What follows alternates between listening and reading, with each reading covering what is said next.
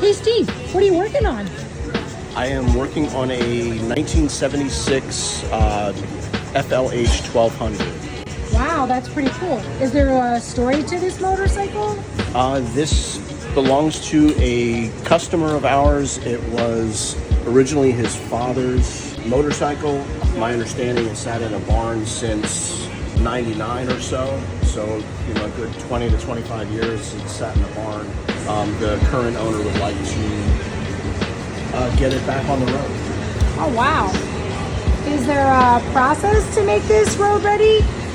So the process is going to be going over it from end to end to ensure that it's safe. We want to do our very best to keep as many original parts as we can. And so far everything we're finding is in pretty good shape.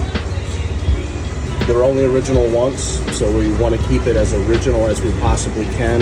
We're going to have our detail guys go over a lot of the paint and the chrome and see how well they can clean it up.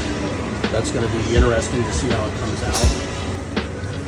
We'll keep you posted, right? All right. Sure will. Cool, thank you.